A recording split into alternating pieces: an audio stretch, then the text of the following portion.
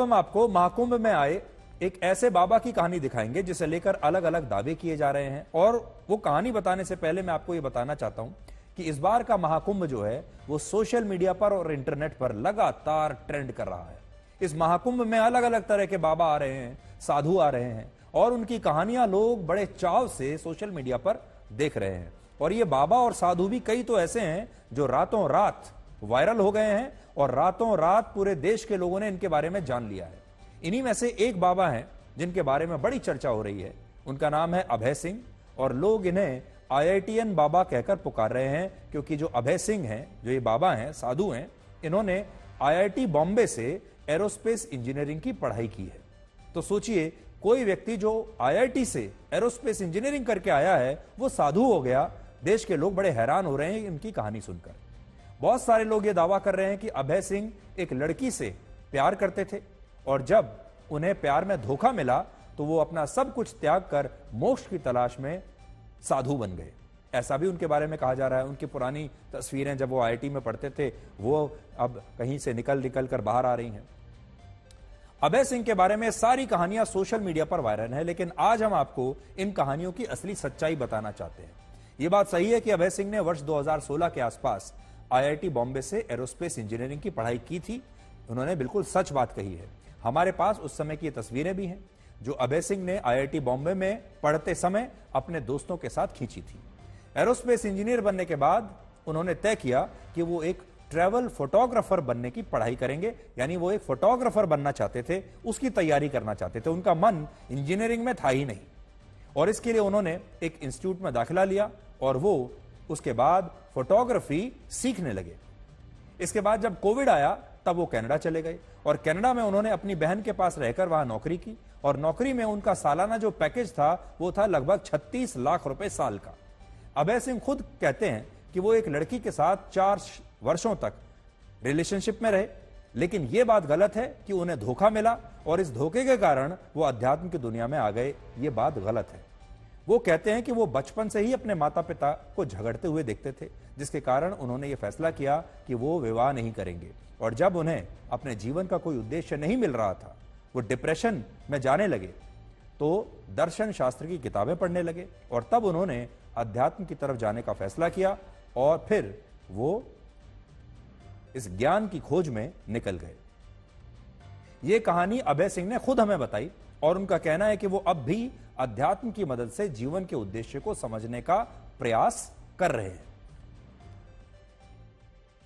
पहले तो मैं आपसे जानना चाहूंगा कि क्या आप साधु हैं, संत हैं, क्या आप दीक्षित हैं, आप हैं क्या? क्योंकि हमने सुना है कि आप IITian हैं और IITian के बाद मैं ये साधु की वेशभूषा देख रहा हूँ। सही सवाल पूछा रहा है, इससे क्लियर हो जाएगा काफी कुछ। मेरे को कुछ भी नहीं होना है, बट ये दुनिया कुछ भी नहीं होने देती है। उसको लेवल पसंद है। लेवल पसंद है, लेवल लगाते हैं ना लोगों के, लेवल से ही तुम जानते हो। आपने भी ऐसे लेवल लगाए कि IIT का लेवल, IIT का लेवल, साधु का लेवल, संत का लेवल, इसका लेवल, उसका लेवल। बट मेरा तो मेन मकसद है कुछ भी नहीं होना है। तो क्या होना है? वही कुछ भी नहीं होना है, जो शिव है। जो कुछ भी नहीं होके भी है, क्योंकि जो कुछ भी नहीं है वो कुछ भी हो सकता है। फिर मेरे पास फ्रीडम है, फिर मैं बंधा हुआ नहीं हूँ। वही तो मुक्त है, वही तो फ्री है। यदि तुम कुछ बन गए तो तुम उस ढांचे में पकड़े गए, फिर तुमको यदि बदलना पड़ेगा तो कैसे बदलोगे टाइम के आने पे? तो आप बिल्कुल यूं ही मुक्त जीवन, मुक्त पर्सनालिटी रहना चाहते हैं। मतलब मेन वही है कि तुम बस जानते जाओ, उस रास्ते पे चलते जाओ और जो भी तुमको सीखने को मिल रहा है सीखते जाओ। जैसे भी सीखने को मिल रहा है सीखते जाओ। और जब ये पूरा कर्म का चक्र जो पूरा हो जाएगा, फिर अपना मतलब तुम पास हो जाओगे क्लास में। ये जो ब्रह्मा की बनाई हुई पूरी क्लास है कि हाँ तुम इस खेल में जाओ खेलना, मतलब उस खेल को तुमने पूरा खेल के अब तुम मास्टर हो गए हो। अब तुमको उस खेलने में तुम कैसे भी खेल सकते हो, तब तुमको इंटरेस्ट ही नहीं लेगा खेलने में। मैं छोड़ो। तो फिर वो जैसे वो पुनर्जन्म का जो कॉन्सेप्ट होता है, फिर तुम नीचे नहीं आओगे फिजिकल बॉडी के अंदर, जिसको मोक्ष कहते हैं। जिसको मोक्ष कहते हैं। ये पहला कुंभ है जो इंटरनेट पर और सोशल मीडिया पर इतना वायरल हो रहा है कि दुनिया भर के लोग यहां देख रहे हैं और इस बार जो साधु हैं वो भी वायरल हो रहे हैं। अब आप ये देखिए कि अभय सिंह इस महाकुंभ में कैसे आए। इसकी कहानी जूना अखाड़े के एक योगी सन्यासी से जुड़ी है जिनका नाम है सोमेश्वर पुरी। उनका कहना है कि अभय सिंह से उनकी मुलाकात काशी में हुई, जिसके बाद वो उन्हें महाकुंभ के मेले में ले आए और यहां जैसे ही उन्होंने मीडिया को यह बताया कि वो IIT बॉम्बे से एरोस्पेस इंजीनियर बनने के बाद अब एक साधु बन गए हैं, तो उनकी कहानी वायरल हो गई और अब हर कोई पूरे देश में उनके बारे में जानना चाहता है।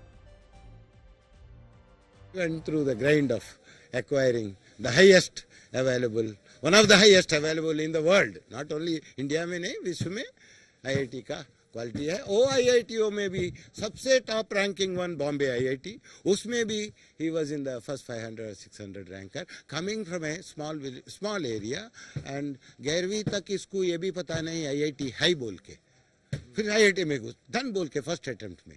मैं समझ गया उसका, ये सब समझ में आ जाता है। ये जिंदगी भी बड़ी अजीब होती है। जरा सोचिए, अगर अभय सिंह IIT बॉम्बे से पढ़ाई करने के बाद आज किसी बड़ी कंपनी में एक नौकरी कर रहे होते तो शायद उनके बारे में कोई नहीं जानता। चाहे कितने भी सफल हो गए होते, अच्छे घर में रहते, अच्छी तनख्वाह पा रहे होते, अच्छा परिवार होता, तब भी शायद आप उनकी ये कहानी जानने में कोई दिलचस्पी नहीं दिखाते। लेकिन ये सब छोड़ने के बाद अब उनकी कहानी वायरल हो रही है और अगर वो कोई बहुत बड़ा इनोवेशन भी कर लेते, कोई बहुत बड़ी खोज भी कर लेते, तब भी इस देश के लोग उनके बारे में जानना नहीं चाहते। अब देखिए कि अभय सिंह का परिवार उनके बारे में क्या कहता है। अभय सिंह के पिता कर्ण सिंह पेशे से एक वकील हैं, वो हरियाणा में रहते हैं और उनका कहना है कि अभय सिंह जब डिप्रेशन में थे तब उन्होंने इलाज भी उनका करवाया और उस समय डॉक्टरों ने उन्हें यह बताया कि वो डिप्रेशन से निकलकर अध्यात्म की तरफ जा रहे हैं। लेकिन इसके बाद अभय सिंह ने अपने परिवार से सारे संपर्क तोड़ लिए, अपने पिता और परिवार के बाकी लोगों के फोन नंबर को ब्लॉक कर दिया और उनका परिवार आज भी उनके घर लौटने का इंतजार कर रहा है। मैं तो अब भी चाहता हूं अब वो घर आकर के अपना संभाले और भाई अपना काम करे, परंतु अब उसके दिल पर ठेस लगेगी कि भाई पापा अब भी मतलब ये है कि मुझे उसी सांसारिक जीवन में फंसाना चाहता है, और वो हो सकता है ना फंसना चाहता हो, तो फिर वो ज़्यादा बढ़िया नहीं रहेगा ज़्यादा प्रेशर उस पर डालने का, क्योंकि प्रेशर तो से बड़ा कटता था। वो कोई बात बार बार करके प्रेस करोगे तो उससे वो बड़ा बेचैन होता था, तो मैं भी ज़्यादा बार उसको नहीं कहा करता। उसकी माँ की क्या मनोदशा है? माँ की तो मनोदशा देखो, इतनी खुश तो क्या होगी वो, अगर भाई जिसका एक बेटा वो सन्यासी बन जाए। अभय सिंह को देखकर आपके दिमाग में एक बात जरूर आएगी, वो कितने खुश हैं, वो कितने प्रसन्न हैं, उनके चेहरे पर लगातार मुस्कुराहट रहती है। मैं जरा सा आपको फिर से दिखाता हूं और वो कहते हैं कि वो बिल्कुल आजाद हैं। एक व्यक्ति को इससे ज्यादा जीवन में क्या चाहिए? सब खुश रहना चाहते हैं, वो खुशी अभय सिंह के पास है। आप देखिए, वो लगातार मुस्कुराते रहते हैं, लगातार आपको प्रसन्न दिखाई दे रहे हैं, जबकि उनके पास कोई भौतिक वस्तु नहीं है। ना उनके पास गाड़ी है, न बंगला है, न बैंक बैलेंस है, न परिवार है, फिर भी किसी भी ऐसे व्यक्ति से ज्यादा खुश दिख रहे हैं, ज्यादा प्रसन्न दिख रहे हैं और आजाद है।